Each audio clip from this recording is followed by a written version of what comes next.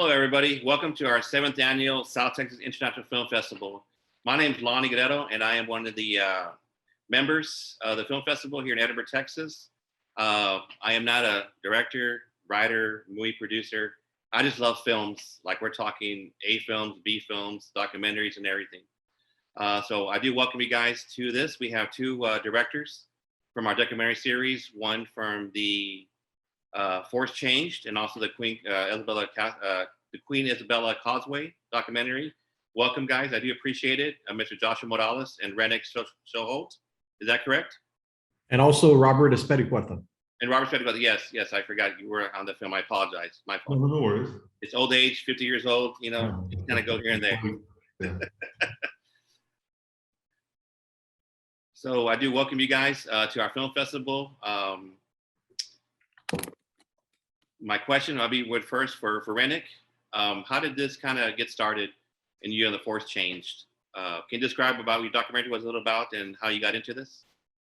Sure. Hello, everybody. Excuse the surroundings. It's a little bit relaxed around here. No worries. I wish I was in Texas, but I'm not. So I'm in New York. So I moved to New York from New Orleans, and I moved in 2002. And so when Katrina hit, I was working in the television business here in New York. I was working on a show called Anthony Bourdain, No Reservations. And I decided that I was going to make my first film. So I drove down to New Orleans and started filming a month and a half after Katrina hit. And I started following stories, and some of the best stories were actually the people who had left New Orleans, not the ones who had stayed. And then as time went on, most people were making films about the rebuilding of New Orleans. And so I realized that sort of, Spike Lee being one of them after the first year, and Trouble the Water being another one that was up for an Academy Award. And so I just started focusing on the people who were gone, and they seemed to have motivation and they were interesting. And I followed them for many years. And in fact, didn't actually finish the film until 2019. So it was a 14-year film. And, film is very difficult. Independent film is very difficult. And so what it turned out to be was a film that had archival footage, but I shot the archival in 2005. And then it was sort of set in the present with people looking back. And that was my film. Good. Now to Josh Morales and Espericueta. I was here, of course. I'm born and raised here in Edinburgh, and I do remember that incident that happened. And you're right, in the film you guys talk about, some people thought it was a terrorist attack. No one really knew anything at all after 9/11. Can you tell me, Josh, what was your motivation to kind of, I guess, come to light about what happened there that night? Yeah, so I guess it's taking it back to the beginning is Robert had reached out to me about telling his story, and I was already a podcaster at the time. So I was collecting stories. I kind of got busy, and then Robert sent me a message, say, "Hey, dude, just give me an hour of your time, and let me tell you what I need to tell you." So fast forward, I go to his office. I sit with him for an hour, and I am enthralled with his story. I can't get that out of my head. So from there, it started as a podcast, kept growing and growing, and then to eventually what is now a documentary. That's exactly right. Yeah, well, I want to thank you for sharing the story, because again, there was a lot of, back then, little misconceptions here and there, what actually happened, what took place. You heard a lot of stuff, and your story was very touching, very moving. And for myself, I do remember hearing about that Coast Guard issues that they had back then. And the personnel, and again, I'm a pharmacist, by the way, so I know the trauma that people do see, certain issues doing through my interns, and and you explain what you've seen step by step is amazing. You know what I mean? Thank you. We worked hard and fast on it. Yeah, and I love the way you told the story from the beginning, doing it a little bits and bit. Can you explain why you decided to do that? From the beginning, where you're at your cousin's house or to pick them up, why did you want to give those little details in your view?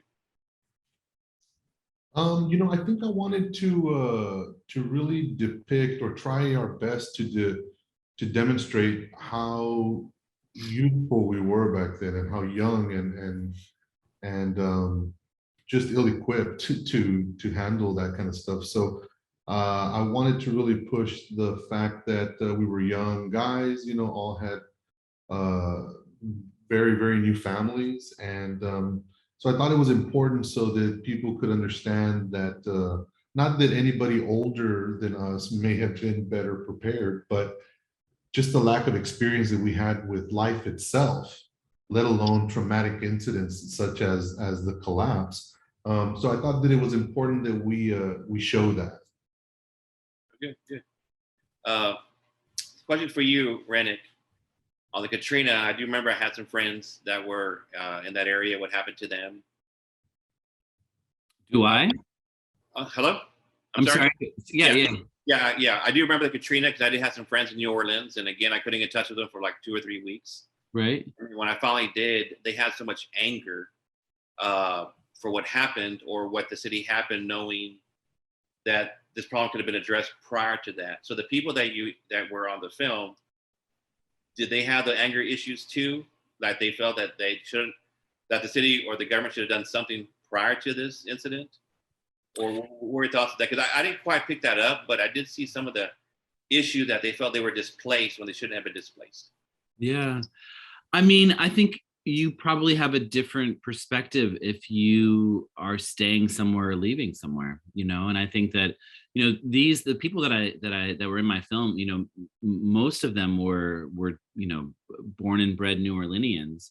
So I'm sure that they weren't happy, but as far as when I was working with them, it was about how do we make this new thing happen?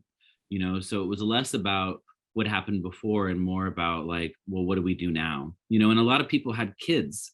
And so they had to figure out how to like raise their kids and to do it in a new place, So, I feel like that anger was more focused on rebuilding, and I think they all had they wanted to have a positive slant that they could start afresh. But if you watch the film, each person is traumatized in a different way. They're scarred in a different way because it's such a fast change in life, And so, though many of them went into it thinking this is a fresh start and we're going to make something for our kids, they eventually had things happen to them, from divorce to death, to friend's death, to that because of what happened. So. Yeah. And the reason I ask about the anger because I've never been to New Orleans until about 2017. Went there for a conference, and again, just talking to some of the people there, residents, they kept on saying, yeah, they still had anger about what happened to them. You know what I mean? That's why I asked you that question. You know what I mean? Because that's what they were telling me. That's what I perceived. You know what I mean? Yeah. I mean, I feel like the story of like the city's incompetence has been told. And I feel like this is more of a larger story of global warming and what happens when large global climate related issues displaces people. And so displacement is something that happens all over the world. Usually it happens because of political strife or economic issues. But it's happening more and more because of basic climate related issues, big storms and things that are happening that are causing people to have to move around. The same story is happening in California for people who have to leave because their houses have been burnt down. So it's for me, the big picture is less about the blame of the government or the potential of not, not having levees that should have worked, like that like that's all real, and if the storm hadn't been so big, we would have never been in that situation. So I feel like it points to a story that's going to continue to happen as time goes on. Yeah, and I'm glad you talked about global warming because I did show your movie to about 10 friends of my colleagues, and only one and myself saw it as kind of like a theme about that, as where everybody else talked about the displacement, like why did they choose Austin? Why did they choose different cities that they went to? You mean like, did they just kind of went in that direction or were they kind of led to go there? You know what I mean? So I'm glad you talked about the global warming because me, like I said, me and another colleague kind of picked up on that issue. So interesting. Yeah, good. Yeah, no, I think it's very important. I think you know, there's so many different stories. I mean, so many people in New Orleans were put on planes and just flown out anywhere in the United States. You know, there's that story which my film was not able to capture, where people just ended up in Utah and they'd never been out of Louisiana, you know. So like there's these stories of people that are completely displaced, and then there was people who just like went to the next state, thought they were going for a week, and then ended up never coming back, you know. So. Yeah, because I know at that time I was working with a medical company out of Houston, and I met a lot of people that were displaced from New Orleans who moved to Houston. Yes. During that time, so it's pretty interesting. And then someone loved Houston. You know what I mean? Yeah, Houston and Atlanta probably got the biggest populations. Yeah. Question for Josh. What? So you said the podcast you've been doing it for several years, correct? Yes. And I know you mentioned in the film talking about waiting 20 years. Was that a reason you told yourself? Like, why did you want to wait so long to tell that story? Oh, that's actually Robert. Robert, I apologize. Sorry, Robert, yeah. No problem. It wasn't a matter or a choice of me wanting to wait. When the court proceedings concluded, the mediation, we were told to sign a non-disclosure and a gag order, so to speak, that expired in 20 years, which we were 3 years in. So it was something that I guess had been pre-negotiated. So we signed it. And so I was bound by law not to tell it. I'd been wanting to tell anybody who would listen on a personal level. But I, you know, and I even published a short, not published, I'm sorry, I copywrote a short manuscript of that evening back in 2003 that I could never do anything with because of that non-disclosure. So that has since dissolved, and that's when I approached Josh and said that I wanted to get the story out. I'm glad you did. I'm glad you told that story. Thank you. I know for myself and some of my colleagues, how do I say this? What kind of bothered them a lot is how the law enforcement treated you, especially Texas Rangers, what your story was saying. Can you kind of talk about that in case some of the people don't recall? How you guys were kind of like, I don't want to say the word blackballed, or kind of like looked at as maybe a terrorist threat or accusing you of things, you know what I mean? You know, back immediately after the incident, the Texas Rangers were on site and they took us into custody, and they questioned us rigorously just after they separated us. And so today, 20 years later, I understand that the state of mind that these gentlemen were in at the time, having experienced and been called to duty, so to speak, in regards to 9/11, everybody was on high alert. Nobody knew what to expect. And so I think now I understand why it was necessary for them to be very specific in how they got our statements, you know, and make sure that we were separated. And since everything was up in the air, they really had to assume the worst, you know, while maintaining, you know, boundaries. So they didn't mistreat us so much so, but we were detained as if we were suspects for a long time until they could collaborate our stories. In fact, even after they collaborated our stories, we weren't released until we had an attorney come and bang on the doors to let us, you know, let us out. Yeah. Well, yeah, that was a whole issue. But today I get it. I see why they had to do that. Yeah, you're right. Because again, with 9/11 was like 4 days prior, right, or 3 days, something like that. Yeah, you know, so in New York City, the biggest structure that New York has out there was attacked, and it collapsed. You know, the Twin Towers, they were both literally attacked. So the largest structure here in South Texas probably that bridge, and all of a sudden here we are 4 days later, and it has been compromised, you know, and it's out. So I myself remember feeling we're under attack, you know, this is something's really happening here, you know, and for all we knew, that barge was full of, you know, troops or men that were going to invade us. Like our imaginations were very explosive and went to the negative immediately. So back then we didn't have the communication that we have now. So these, you got to imagine these Texas Rangers hauling ass to this site, assuming the worst. And then when they get there, there are these 4 young men that really had no business out there. Well, of course, they're going to take us into custody and do their due diligence. So yeah, no bad blood between us and the Texas Rangers there.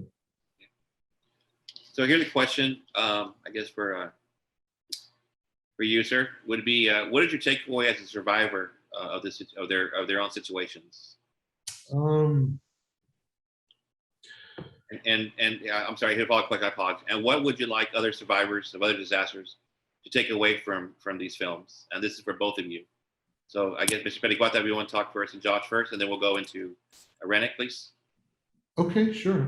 I think that what I would like people to take away from this film is that good or bad, anything that happened to us in the past needs to remain in the past, and it's not meant to dwell on or to fixate your time on.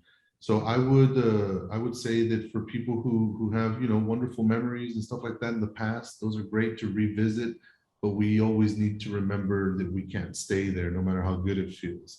And for those people who can't let go of something negative in the past, they need to do exactly that. They need to understand that the past and whatever harmed you or caused you damage is away from you now, and it's up to us to leave it there. And that's kind of the message that I hope people receive. Okay, Rennick, do you want me to repeat the question, or do you remember? Yeah, can you read it again? Sure. Yeah, it is. What is your takeaway as a survivor of these situations, and what would you think the other survivors of other disasters to take away from your film, like, you know, what they experienced and what you would have them like to do? Yeah. I mean, the main message at this point for my film is that internal displacement due to global warming will happen again and again and again. And we are only in the beginning stages of that. And so I think we need to prepare, whether or not it's a story of New Orleans with people moving to Texas and Georgia, or it's a story of Ghana with people moving from the north to the city and then not having a place to stay. I feel like migration, we're in one of the largest migration periods in world history, and so that is going to increase in places unexpected because of issues with global warming, whether it's extreme storms or sea level rise. So I guess what I would take from it is expect it to happen and don't be surprised, and then prepare for it. Well, Mr. Morales, any? Yeah, I think for me, what I would like people to take away from this is by telling your story, you'll be able to have some type of closure. I think we've seen throughout the comments and all the positive reviews off of what we've been doing is it helps a lot of people with closure. It helps people remember the past and not give it such a negative image. I think being able to talk about this, especially after 20 years, and having closure is really important. That's what I hope the film does. Good, yeah. I got a question from you from a friend of mine about asking about the vision of the lady that you saw in the water. Mm-hmm.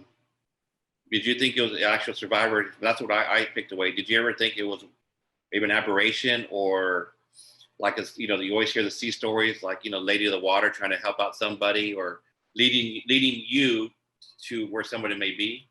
Like I know I don't have it very fast, but can you kind of talk about that? Well, so yes, while we were searching for survivors in the middle of the bay, um, we all caught a glimpse of a woman waving her hands, and so we're in the choppy water, and our boat is kind of, you're dealing with the wake and the currents and whatnot. So it was difficult to hold a flashlight or a spotlight up on a specific spot long enough to focus. But everybody saw her. So much so that even after all of the cars had been pulled out of the water and all of the bodies had been recovered, they extended the search for this woman that we all saw for 3 extra days until they determined that nobody was reported missing. All the bodies had been recovered and accounted for. And so they called it off after 72 hours. The only reason that they prolonged that search and went on with checking tides and currents and where this body may have been was because after they separated us, we all gave the same story, mentioning a woman that we saw that ultimately led us to one of the survivors that we pulled out of the water. So because that was in all of our statements that we again gave separately, it was collaborated enough for them to extend those efforts until after they were exhausted. So definitely, I think that when more than one individual sees something, I think it's substantiated enough to say that it was real and that we did in fact see her, because we all did. So yeah, I think that I think whether it be a lady in the water, a lady of the sea kind of helping patrons, or people in need, or whether it was the young man's mother who we found, or maybe it was her, she passed away 2 weeks prior to the bridge collapsing. And later that evening, when he was laid up in a hospital room recovering, he wound up being in the same exact hospital room and bed where his mother had passed. So all of these little coincidences and things and things just kind of painted a picture for me, at least personally. I like to believe that it was his mom, that it was his mother, and I like to believe that my mother would move heaven and earth if she was able to help me in need in such a way. I'm not a religious person, but I am a spiritual man. I like to think a God-fearing man, and weirder things have happened. Yeah, and a lot of the friends and colleagues that saw the movie, your documentary, they were telling me that they liked what you said, how the lady was real calm on the phone. You know, and they said, it's like you said, most of my friends are very spiritual and they believe in God, and they were saying, like the mother transcend heaven and earth to kind of help out her son, and that's why she told you what you said. So I'm glad they were glad that you shared that little part about that conversation phone call. Well, it's funny because Josh insisted that I share it, and I basically placed a kind of a condition. I said, Josh, the only way I will share that is if we can get tangible proof and hold the actual affidavits and the statements that we gave hours after to the Texas Rangers. If you get me those, and I can prove it, because there she is in my statement, there she is in his statement, everybody has a statement with her in it. At that point, I have proof that immediately after the incident, we recollected this, and it's not just some fuzzy memory. Yeah. Well, he went out and did his diligence, and with the help of a fan by the name of Celeste, she was able to go into those archives and retrieve them. Once we had them, then I was comfortable telling the story, because like it or not, be enamored with the story or not, it is a turnoff to many. Many people think that it's just, that it's hogwash and that it's BS. So instead of telling the story, I wanted to be able to tell it and then say, and here's the proof. and we got it. And I think that's how it made the cut. So that's thanks to Josh here. Well, Josh, the friends of mine saying thank you for pushing them to get that in the film. Absolutely. And for Rennick, this is a question for yourself. The gentleman from Austin, he had a painful process about being divorced. Did he want to share that with you? They're asking that question, or was he very hesitant to talk about that situation? So are we talking about Chris? Yes, Chris. Yeah, I don't remember the name. I apologize. Yeah, yes, the one who moved to Austin. Remember? Then he started the sew me up. Yep. And then he got divorced. So their question is asking, he already lived through one painful event in his lifetime. This is another more personal. Did he want to talk about it, or did he refuse to talk about it? No, it's not that he refused. It kind of just happened as soon as the film was finished. It's sort of like, you know, it was how would I put this?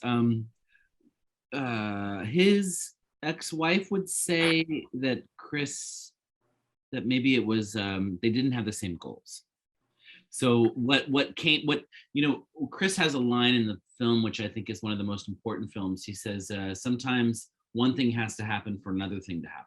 Yes, I remember that. Which sounds very random, but I think it's a big deal because as far as life is concerned, it unfolds in ways that we can't understand. So for him, if it wasn't for Katrina, he would never been married. So now, should they have been married, for a long time? I don't know, but it wasn't, the film itself was finished before they separated. So it didn't need to be something that I ran back and included.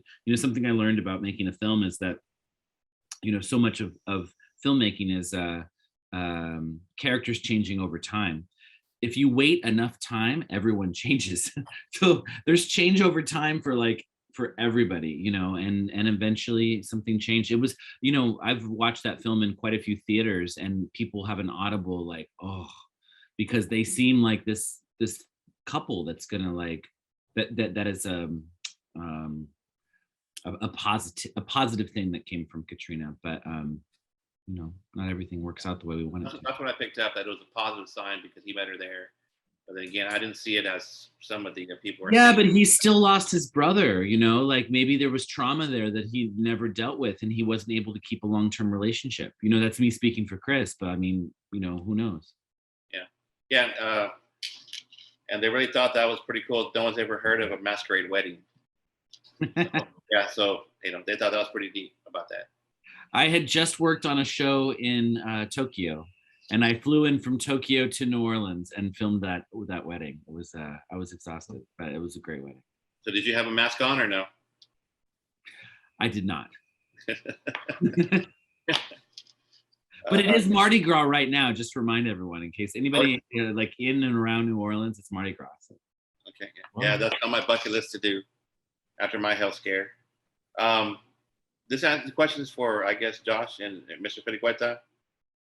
On the age of the bridge, from when you remember then, have you been there recently to see if it's been deteriorating or has been upkeep, or what are your thoughts about so many bridges in the U.S. that it could happen to? We actually spent a lot of time there during summer. We had never been to the island more in our lives than we did those 45 days that we were shooting. So we have a really cool story about Captain Redbeard. I actually have his name in my phone as Captain Redbeard.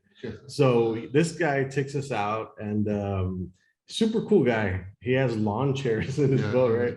So we get over the bridge. And he says, "You see that sign right there? It says, 'Do not enter.' Do you guys want to go in there?" And we're like, "Yes." Obviously. So he maneuvers his boat into these tiny little crevices, like a master. Master captain. Yeah, master captain. Knows exactly what and then he takes us to certain parts where we can see the bridge is worn out. It's been worn. So the bridge, when it was finished and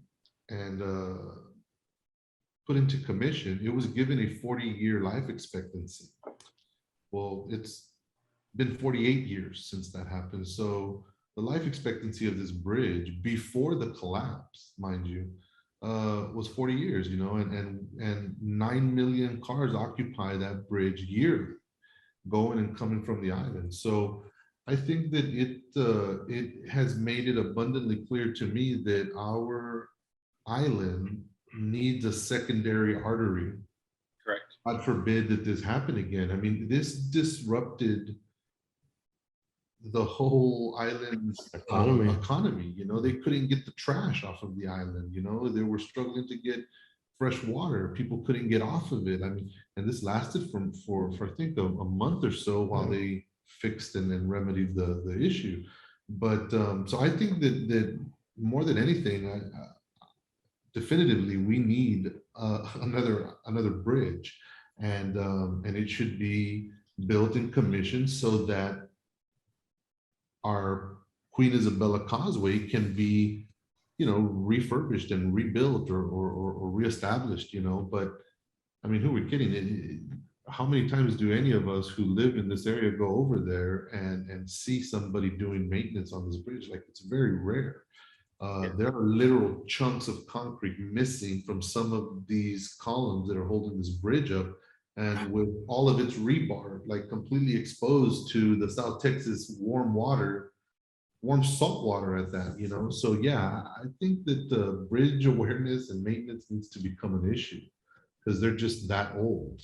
Yeah, when salt touches exposed rebar, it expands, and that's how it cracks. Yeah, so it's definitely, most definitely an issue. And in the documentary, there are I think a few clips and pictures of the current condition. So yeah, being aware of what the condition is of the bridges that we as residents use daily sometimes is important. You know, I think it's just something that we take for granted.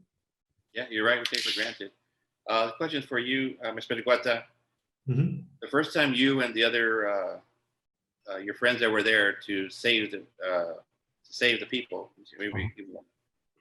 Yeah, the first time you went back after this incident, what were your thoughts and feelings at that time, or how long did it take for you to go back to the island after what you witnessed? It's an interesting story because immediately after the accident, we retained an attorney, and who was our attorney by default, because one of the gentlemen that was with me was married at the time to a woman who worked for this attorney. So he called his wife, she called her boss, and we had an attorney. After the initial reality check of what we had just gone through, it became a media frenzy. So we wound up visiting South Padre Island frequently because our attorney would call us and tell us, get dressed and, and come over to the office. We're taking you to the island. You're going to do a press with so-and-so, and you're going to meet such and such. And Garth Brooks is coming and you're going to meet him. And so immediately it transitioned from, these are four guys who suffered all this traumatic stuff and witnessed these things, to us being paraded around kind of like superstars, so to speak. I mean, it's not like we were getting paid or anything, but they really wanted us to be making these appearances and talking to people. So we were quickly enamored with that. And we didn't have time to appreciate or to really go into a quiet zone, so to speak, and realize what we witnessed and the magnitude of it. So I tell you all that to tell you that while it was going on, I didn't really think about things like that. Today, it's a completely different scenario for me. Renek, this question is from somebody. Let me see here. I apologize. They're sending it to me by text here. They're saying, when you started the process of the film, how many people did you reach out to follow their story for those many years? Or did you have an idea to follow 2 or 3? Or did you want to follow at least 5 to 10 people, a couple? Yeah, so I had initially had about 12 people, to be honest. I initially was going to look at some people stayed, some people left. Like that was like the first sort of log line. Um, and then, like I was saying, some of the strongest characters were the people who left. And then once I knew I was focusing on the people who left, it became which people, you know, because I've shown this film in rough cut stage for years, and you know some people said 4 is too many, you know, like 3 is better, you know. And so it's like, how do you get like enough stories that you don't feel like you're losing out, you know? And at the time, in the early stages, I just wanted to get as many stories as possible to see what would sort of, you know, show fruit. So so yeah, so I had a lot at first, a lot. Oh, okay. So is there anything you want to let the audience know about your film, or any takeaways, or anything you want to talk about? Because we're about closing up here in about another 5 minutes. Yeah, for me. Yes, sir. We'll start with you first. Yeah, so the film has recently been picked up by Passion River, which is a sales agent that is working on distribution. They do a lot of educational distribution, but they are trying to do more streaming and commercial distribution. So we will see, the film will come out at some point this year. We'll see in what capacity. I look forward to being able to share it. It's been something I've been living with for many, many years. So I look forward to being able to show it and not feel like I'm sending someone an illicit link somewhere to Congratulations on that. Thank you. And right now I'm working on a new project that is in the same vein. I just yesterday submitted an application for a grant for If Then Shorts. So If Then used to be with Tribeca Film Festival, or Tribeca.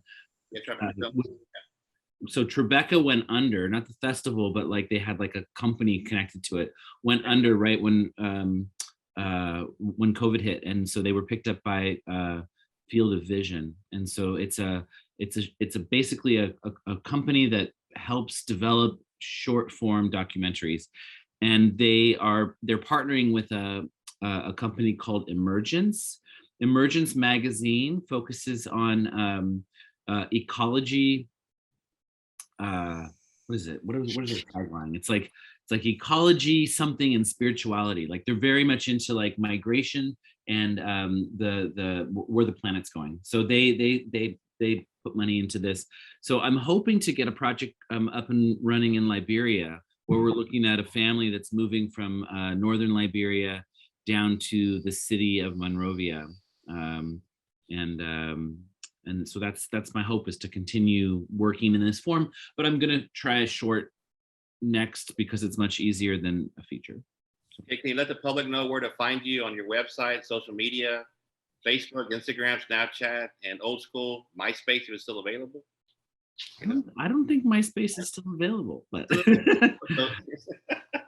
yeah, my website is my first and last name. It's rennicksoholt.com. RENNIKSOHOLT.com.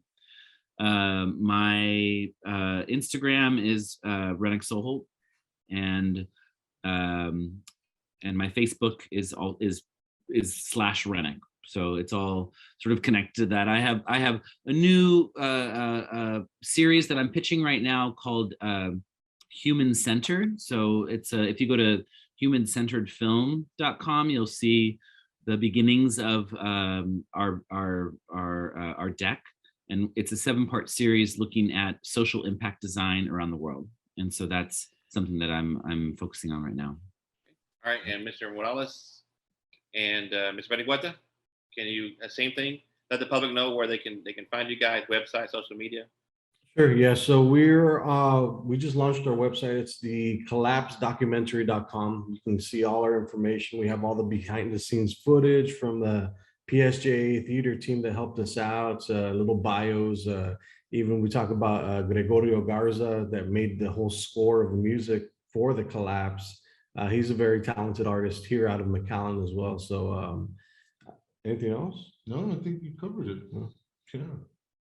Okay. I'm sorry, guys. I forgot forcechange.com, the name of the film. It's out there in the world, and it has the list of all the places that it's played and all the awards it's won 5 Best Feature Documentary Awards at this point, and it's been doing very well. And so follow its distribution at forcedchange.com. Yes. So, well, Maya, I want to thank you guys for making the documentary and bringing everything to light, from the Forest Change and also the Queen Isabella. Again, I know the Queen Isabella is, for a lot of people down here in the Rio Grande Valley, where we're at, it really hits home. On my end, I want to thank you for being here tonight and joining us. I know I think it's an hour more ahead of us, right, Rennick? So yeah, it's not too bad, but okay, so I want to thank you guys for taking the time for listening to Q&A and again showing you guys passion, and please do more projects if you guys can. We will. Quick question for Espericuata. Shoot. Do you like telling stories? Because the way you told your experience was like you're doing like you're reading a book, like you read stories, I guess. That makes sense. Thank you for that. And it was a comment such as that one that kind of basically fueled us to do the documentary. The answer to your question is no, I've never been a storyteller professionally. The podcast, as you listen to it, it was literally Josh came into the studio, pushed record and said, okay, go.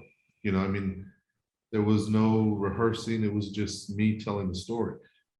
Josh and I are currently working on a storytelling series about myself and my upbringings and where my origins are.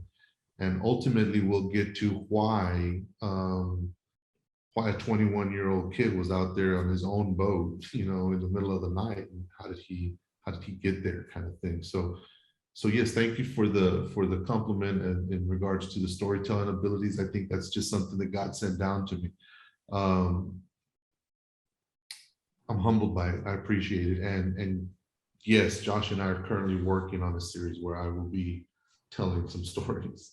Well, we're looking forward to that. And if you want to do another feature film, submit it to us. We'd be more glad to see it. And again, hopefully get more and chat more about things. So I guess our time's up. I found out I went over. I guess I got in trouble. Again, thank you guys and everything. So it was a pleasure. Pleasure here. Thank you guys. Everybody have a good night. And thank you everybody for tuning in for our Q&A here. Thank you. Thank you.